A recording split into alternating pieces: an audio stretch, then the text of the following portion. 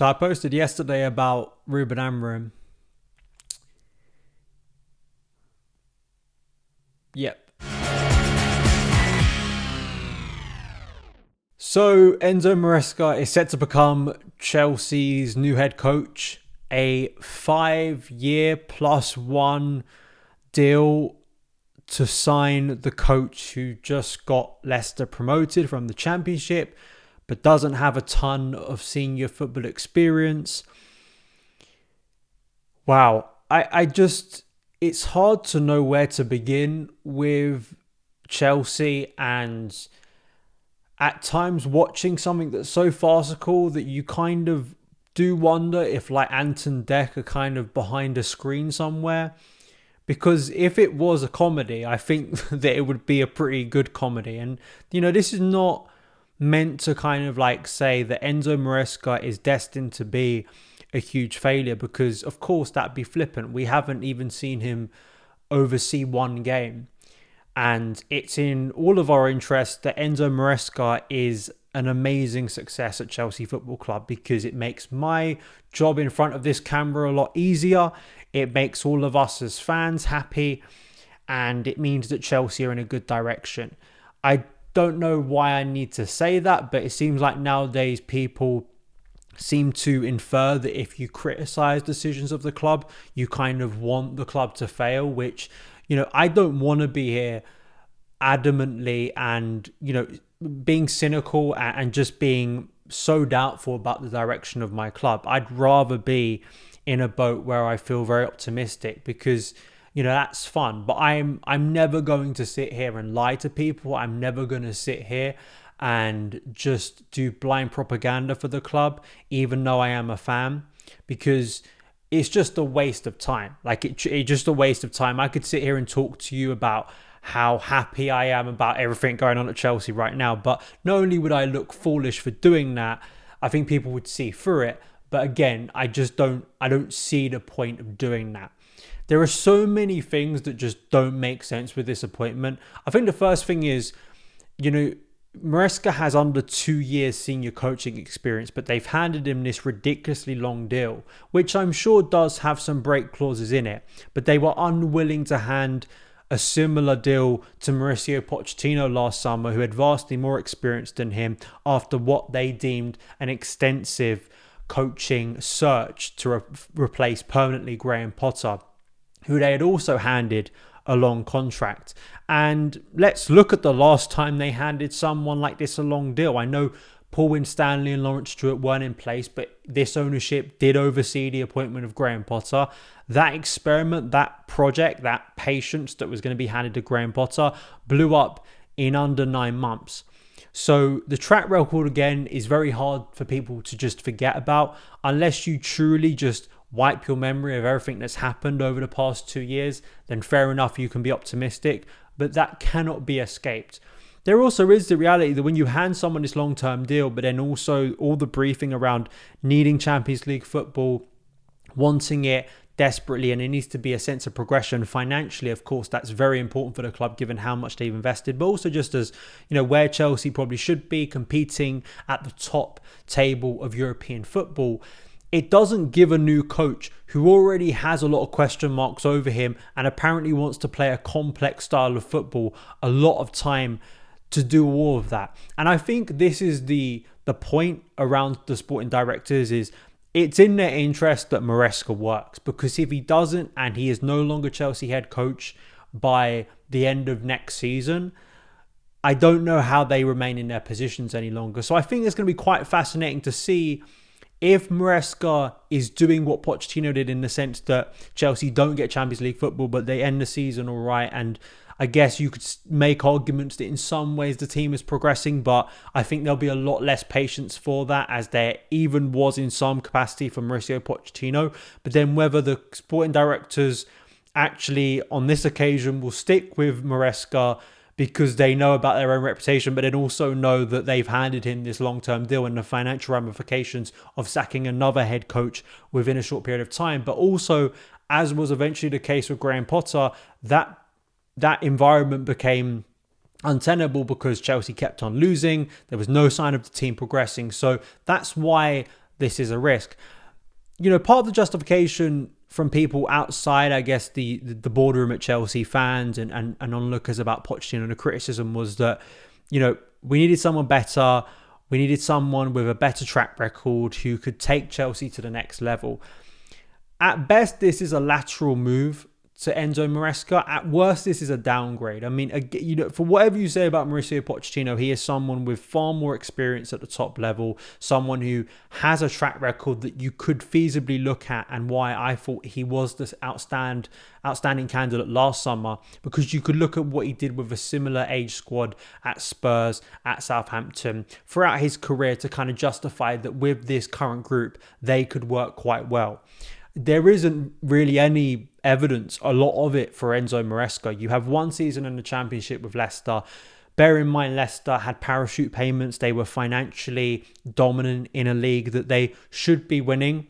But even with that, they only finished a couple of points above Kieran McKenna's Ipswich, who had vastly less experience. And especially in the second half of the season, the longer that season went on, Leicester, despite their technical and financial power over others, it felt like the longer the season went on, opponents found them out quicker. And, you have to translate that series of ideas, sure, with a better quality of player, but also a higher caliber of opponent who are going to be looking at those flaws and trying to highlight them on a more consistent basis.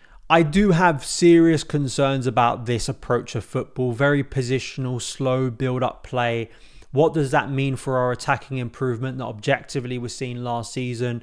And despite some people really clamoring for control, I think part of my frustration, if you go back and watch the stuff I said during Tuchel, right, was that for all his benefits in, say, big tournament football where Chelsea were not the favourites, I had real problems with his style when Chelsea were not were the favourites, and they had to really take a hold of a game. And this really slow, risk-free football didn't really improve our attack. In fact, under Thomas Tuchel, when we played this style of football, it massively regressed. People have serious reservations when they look back to Maurizio Sarri, even Graham Potter, despite not having a long time here.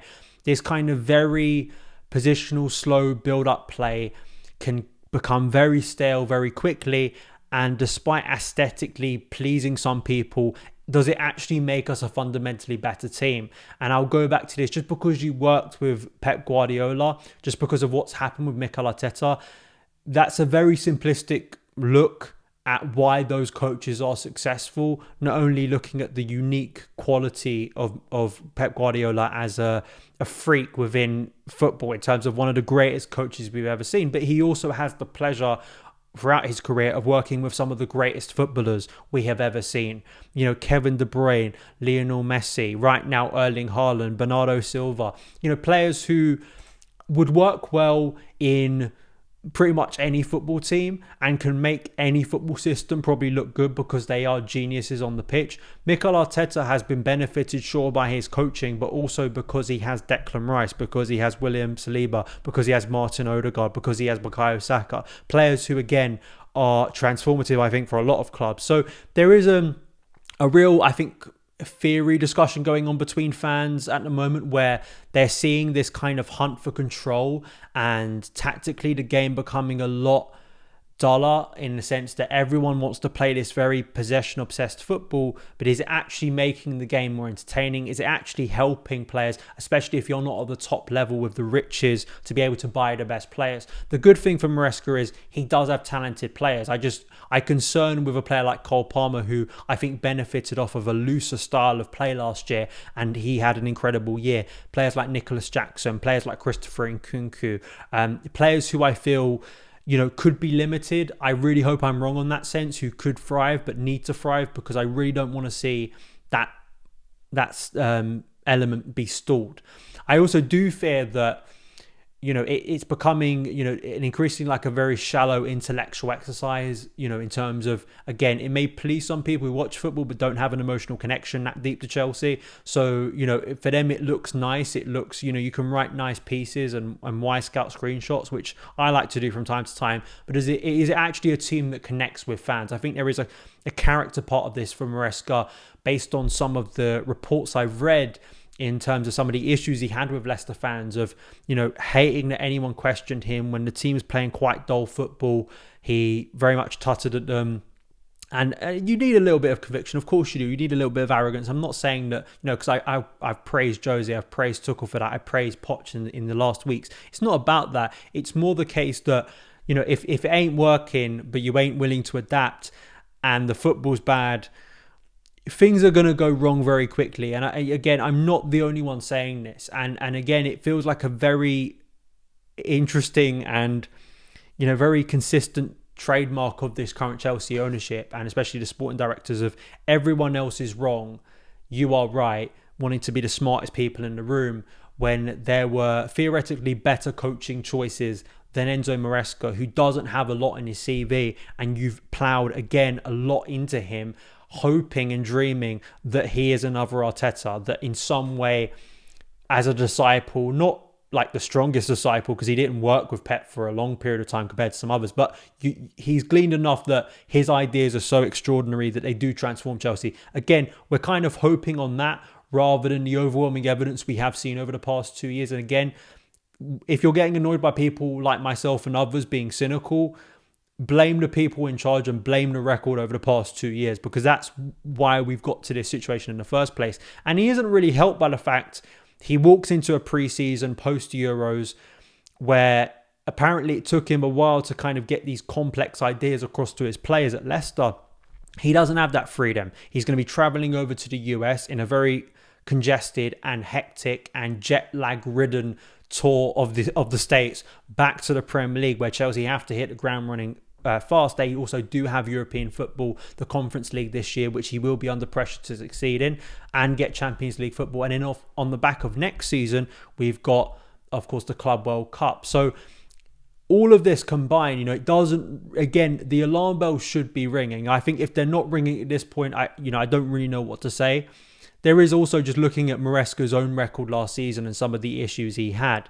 Chelsea Youth pointing out that having dropped just 8 points in the league before Christmas, Leicester dropped 27 after, ignoring a day when they were already up. If you don't think top coaches can work out how to stop them, but 14-year-old tacticos basically can write threads extolling their virtues, I have news for you.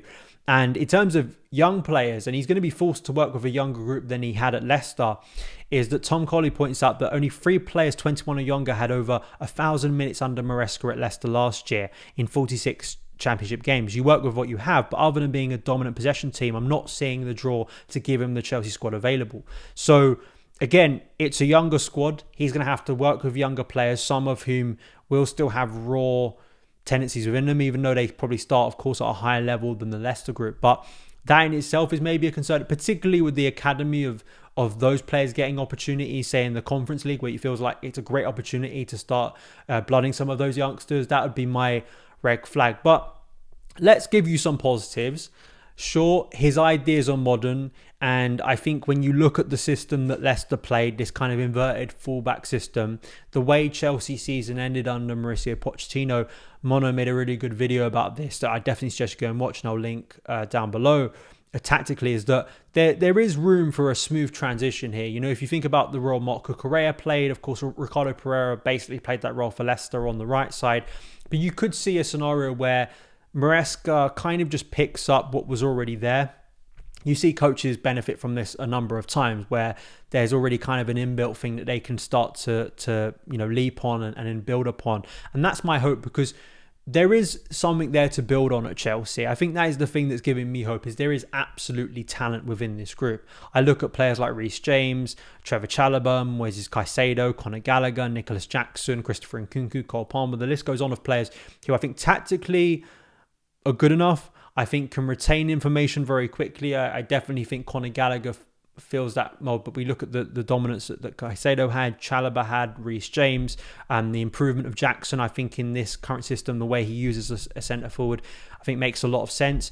Cole Palmer is Cole Palmer, and you kind of think that he is hopefully just so good that he rises above those situations. So all in all, we of course want this to work out, but I have to say it's not an amazing appointment. I don't think it was ever going to be. I'm not sitting here and telling you they were going to pull Jurgen Klopp out of the bag, or they were going to bring in someone absolutely mind-bogglingly big, because we know not only their current intentions for a type of coach they want in this system, but also just the chaos that has been at Chelsea over the past few years, and also just what's happened with Mauricio Pochettino and other coaches probably looking at that and going, yeah, that's just not a system with my personality that's going to work out. So you're always limiting yourself with that, and the way they sort of put the shortlist, you are jumping into the unknown, you are taking a risk, a 5-year risk, like in terms of a contract. And again, there probably are break clauses. I mean, Chelsea would be absolutely stupid if there aren't any break clauses within there.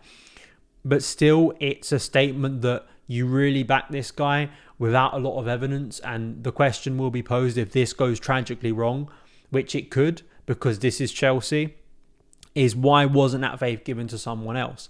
And again, I still think that Ruben Amorim video is evergreen, because we know what Chelsea are like. There's a very good chance that by this time next year, Chelsea will be on the search for another head coach again.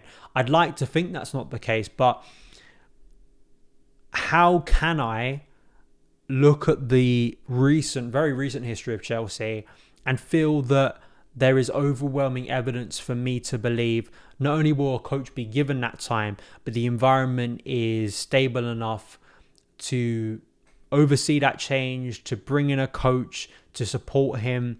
It's not just about the coach themselves, it's about what's above them, and that has always been my concern. So I wish Enzo Maresca the best. I know this is kind of a podcast, a show that may seem like I'm kind of having a go at him. But no, like my frustration still remains with everything above them. Like all these briefings that are coming out about how data obsessed and how many hours the sporting directors worked. I mean, for me, that is not impressive. It's not something that stands out to me as wow, like they really took their time. Like in some ways, if you want to be critical of it, you can say you did all of that and you came up with Enzo Maresca on a 5-year deal. Like it doesn't really strike me as overly intelligent or revolutionary or something that's deserving of loads of plaudits. And you put yourself in this situation in the first place with the disagreement over Mauricio Pochettino. So I have little sympathy there. And then also like this kind of binary thing, these briefs we get of like, they really want someone in English football. Like newsflash, like some of Chelsea's greatest ever managers, coaches, did not have experience in English football before arriving. Jose Mourinho, Carlo Ancelotti, and Antonio Conte, Thomas Tuchel, just four in the last era of Chelsea Football Club. It's so, binary, and it's so self-defeating, a bit like the transfer policy, that it just baffles me really. And I just really, really hope that those young players who I think did develop well at the end of the season continue that development. Because I'd hate to sort of be sat here in 12 months and players have gone backwards. We're back in kind of Rubik's Cube football at Chelsea, where we're constantly sitting here and going, why can't players score more than 10 goals a season? I don't want to be back there. I'd like to think that Enzo Maresca can be good enough and has the ideas to use this team. And one last thing here, Chelsea do not need a busy summer. Add all of this, the new coach, the short turnaround to the season after the Euros, all of that. Chelsea do not need to go out and spend loads on new players. I said that before even Pochettino left. I stand by that now, and I hear people saying, he needs specialist players. Well, this is where the coach, kind of you just being a coach and you're not involved in transfers, falls down very quickly, because suddenly if you're appointing a coach and suddenly you need to buy players specifically for his system, then again, it absolutely falls down the logic of we're just bringing you in to coach, because why then are you suddenly pivoting your transfer strategy to this one guy? So I don't want to see any of that. I think the squad is good enough for him to work with. I don't want a goalkeeper, who's amazing with the ball at his feet but can't do much else good. Like, I don't want to see a Kepa return. I think Petrovic actually got better as the season went on, and across the team there's enough there to work with a starting point. I'm not saying you make no signings, but the signings have to be good quality. They have to be players who can quickly come in and implement things and actually change things and upgrade in certain positions. If you're going to go out there and sign a load of players who are going to take another 12 months to kind of mature, then I don't think it's worth going out there and spending. And actually trying to get the bulk of the squad fit again is one of the main priorities. So those are my long thoughts. I'm sure we'll see more. I'll be doing a show about what 11 I think will be put out by Enzo Maresca, what players will fit in his team. We'll be doing other things too as we get closer to pre-season, and hopefully not too much. I guess the best thing is him being appointed, getting it done before the Euros, and just absolutely clarifying who's there is a nice thing because we don't have to speculate anymore. I'm not going to lie to you, and this video and this show, this podcast, whatever format you're consuming it, has made it abundantly clear. This is one of the most unenthusiastic reactions I've ever had to a Chelsea head coach appointment, which I really hope looks silly very quickly. I pray that Enzo Maresca proves me wrong. I really do. And I prove that this project by the sporting directors finally starts to click in a big way for Chelsea, because it needs to. But you cannot blame myself and others for just purely looking at what has happened at the club and reacting in that capacity. Those are my thoughts. Let me know yours, and I'll see you again very soon. All the best.